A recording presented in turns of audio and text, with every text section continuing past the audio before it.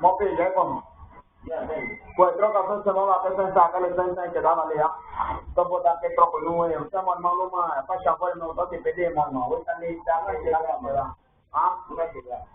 Tak tu bawa buka depo juga. Karena kalau tu terus. Asal buat dah sembuh kan. Oh, terus dah saya itu comprar uma tava tak sembuh no pega dah. Bueno, ma, ya lo que no me quedo Nale, acá la calle, tengo un jefe, de aquí, de Mogotaste, Bataste, no va a llegar. Dame el montón con formación. No te vas a confundir que la banda no vota con él. Porque vos te dan la gana. Tengo cosas aquí, güey, veo un bate. No me hagas más. Bueno, ya de ahí son. No llega. Dan kakak que están a la calle. Ayuda, voy a hacer. No te van a decir lo que te hace. Cae la casa, te mueres. Ya, anda que te por aquí son que no son. Ahora pucha casa. Pucha casa, no hay que mostrar. Ya, antes de que. A mí me está que todo nada, mostremos hermano, no pase. Vamos a ver. Oye, pues ya maestro, yo casi que le da que voy a mostrar con mucha de antes pues no más sé. Vamos a ver. Jangan takut tombol lagi, man. Takut, kau tak ada sudah ke sana baik. Takut, sampai dah muat, teman tu sampai. Woi, itu kalau lu jangan. Kau dah baca malas. Itu lepas.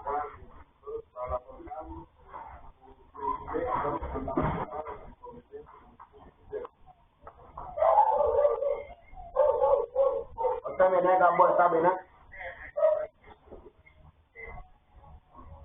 Ué, sabe né, Gabo? Você comprou para chamar, você não pode se comportar assim comigo. Eu falei que não tem. Ah, tem, eu pensei que era açúcar. Eu pensei no açúcar. Eu pensei no açúcar. Você é grande agora. Mas não, você é grande agora. Tá bom então. Ya tá bom, mano. Oh, você tá falando comigo, chefe. Tá maluco? Tá maluco? Tá maluco? Oh, chefe, tá maluco? Mano, olha, vai ser todo irmão, vai ser uma polícia, não vou mais ter dúvida. Mano, oi. Tem dúvida? Yo dije, vas a pensar que tengo que hacer mamotón. Bote, le papo, dentro. Ole, no se va a olvidar bombón. Ole, vamos a bater. Ole, le va.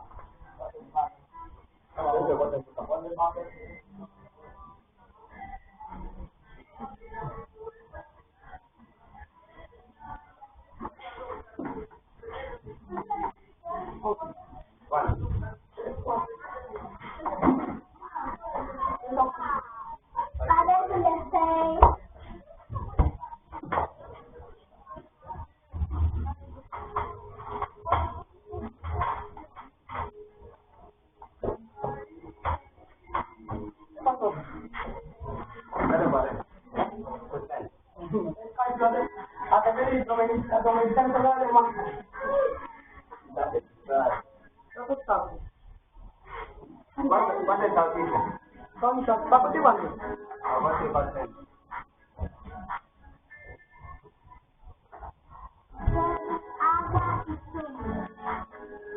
Siapa di sini? Yes po. Oh. Kadang desain, Yes.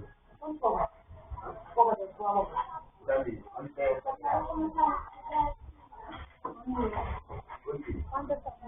Sini. Kaya ano? One cent o one. O 200 ano ba?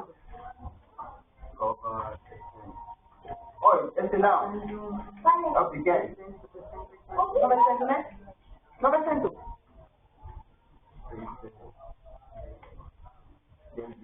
Ah, dicen que 4. Yeah.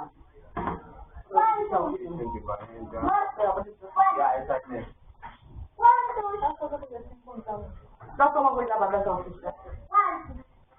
Espera, você não me deu 100. Não abriu o tesouro. Sabi ko, yamin naman. Andar de quanto?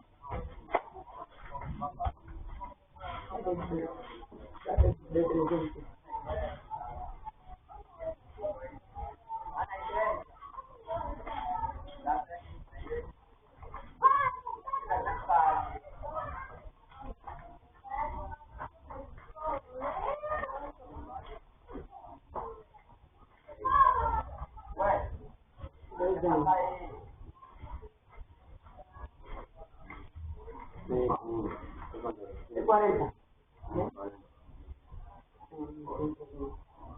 Tengo troco de... ¿De cuánto es? Uno de 50 aquí. La unión.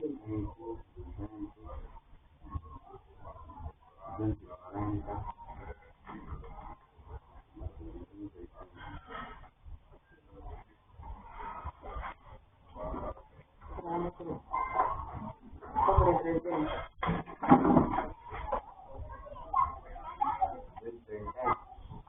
Desde 80 con 15. Son bravo. 180, ¿eh? O 40. Bravo. 80. Son 500. Pues para 600, 700. ¿Eh? Son 700.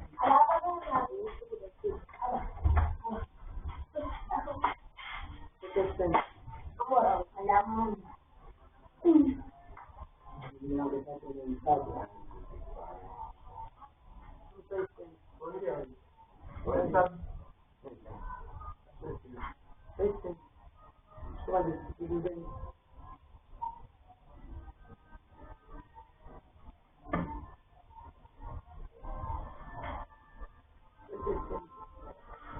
Né?